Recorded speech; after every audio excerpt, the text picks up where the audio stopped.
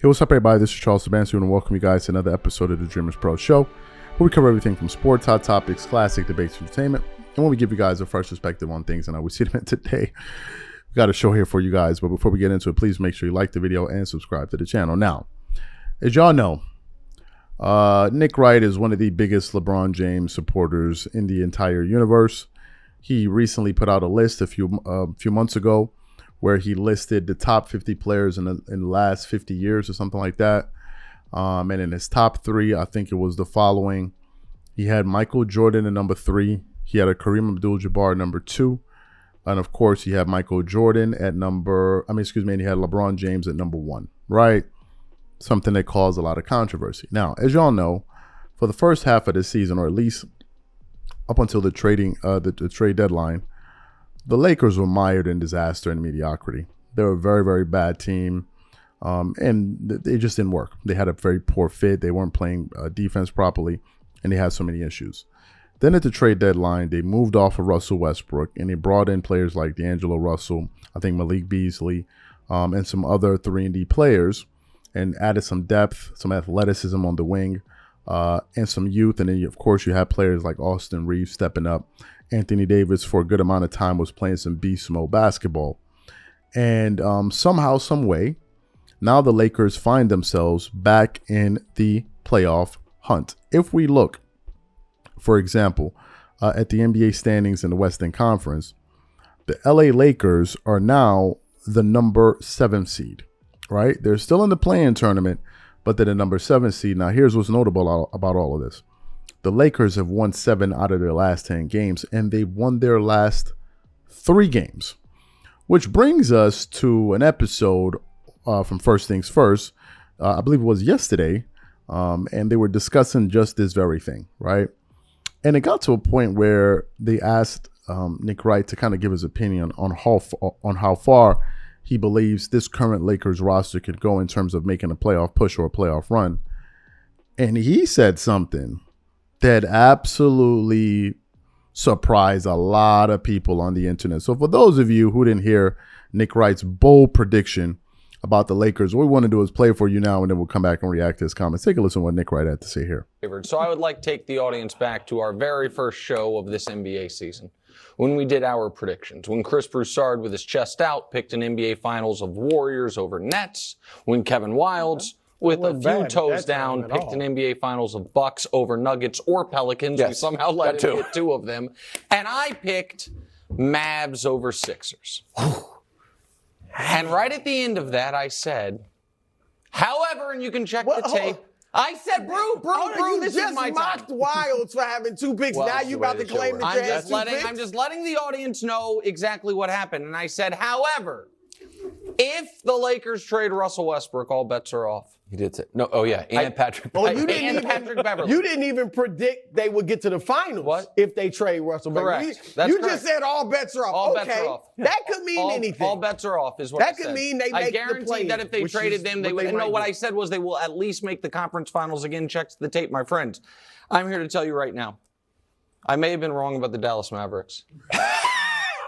I was not. What are you laughing about? Can I answer the question without you guys? We're 3:30. I offered you the olive branch. I don't want your olive branch. I'm here to tell you this. The Lakers are winning the whole damn thing. Thank you. LeBron gets ring number 5. Really? Anthony Davis reclaims the respect so many of you have taken from him. So many of you, this guy, that guy, my guy Colin Cowherd was trying to trade him all over the place. And here, guys, here's the situation. Nobody wants to play him. That's true. Since the All-Star break, and LeBron missed some of that time, we can show you this, they have been one of the best teams in the entire conference. Right. In fact, second only to Light the Damn Beam, a team you guys refuse to respect. And you. Who in the Western, I respect Light and the Beam. You don't believe it. I do. It's why I kind of would rather have the Suns and get the 5 seed than the 6 seed. Got to deal with the Kings. I don't want to like that. I don't want to deal with the Beam. I'm telling you right now. Oh, no, give me the 5.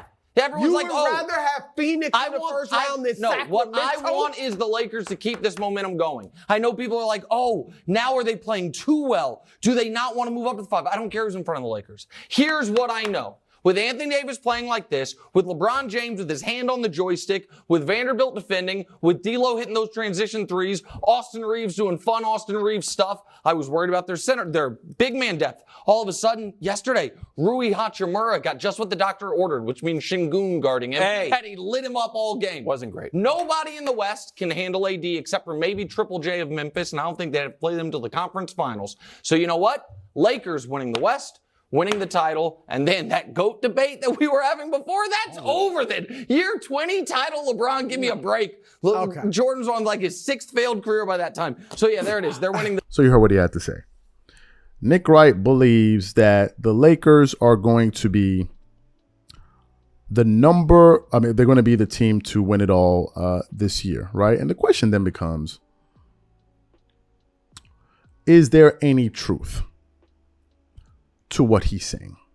Is there any truth to what he's saying? Now, to me, I think there are a few things we need to examine, excuse me. I said it again. A few things we need to examine. First of all, we have to look at the Western Conference playoff picture right now. As it stands, you have the Denver Nuggets at number 1. They're legit.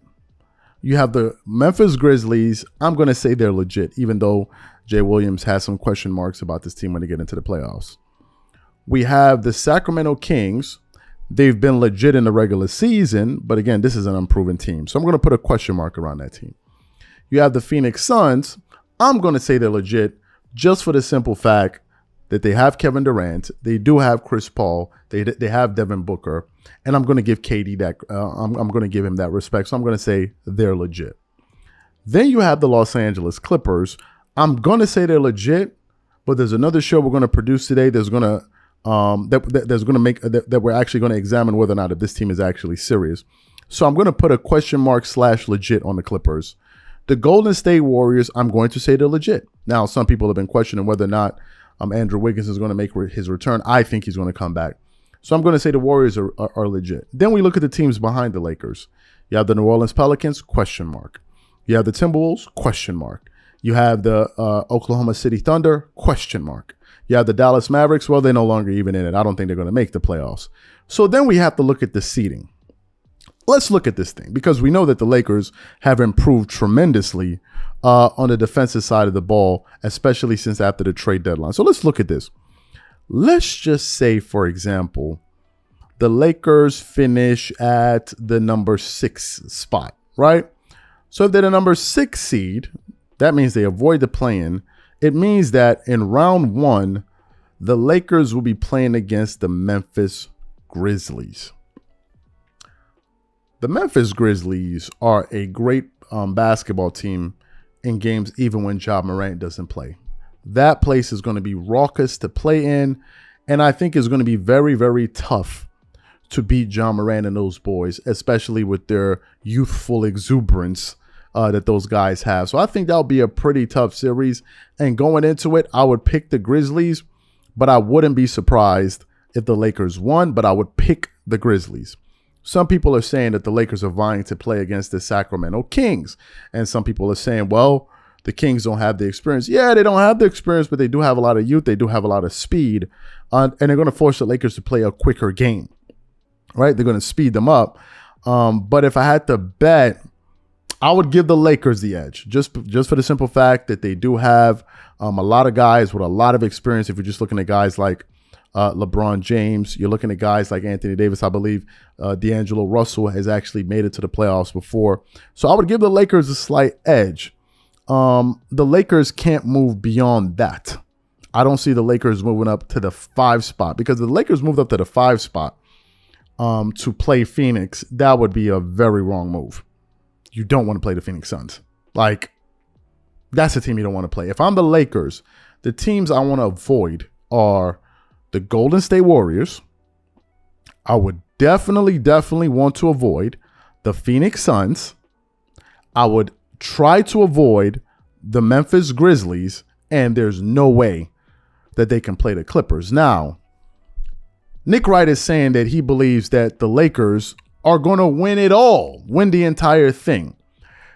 Now, that's where I kind of part ways with him, because if we look at the standings, let's say the Clippers end up moving up to or stay at the 5 spot. If they stay at the 5 spot, it means that they're going to have to play the Suns in round 1. If they drop down a spot, that means they're going to have to play They're going to have to play the Memphis Grizzlies in round 1. If they were able to make it out of round 1, because we've heard the reports that Paul George comes back in round 2, I don't see the Lakers beating the Clippers at any point in the playoffs if they have a healthy Paul George. So I guess a lot of this is going to a lot of this is going to be determined by what happens in the first round. Really, that's because then we're going to see the teams that are going to get bounced out. Now, if you're telling me the teams that are going to be left are the Suns and the Clippers, I don't see it happening if the Clippers get back Paul George. But this is just my opinion.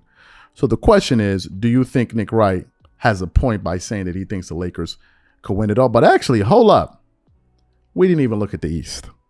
Let me tell you the teams I think the Lakers cannot beat in the East. I do not think they can beat the Philadelphia 76ers, and I don't think they can beat the Milwaukee Bucks. So I think they may have a chance to get out of the West, but to beat the Bucks and those guys, absolutely not.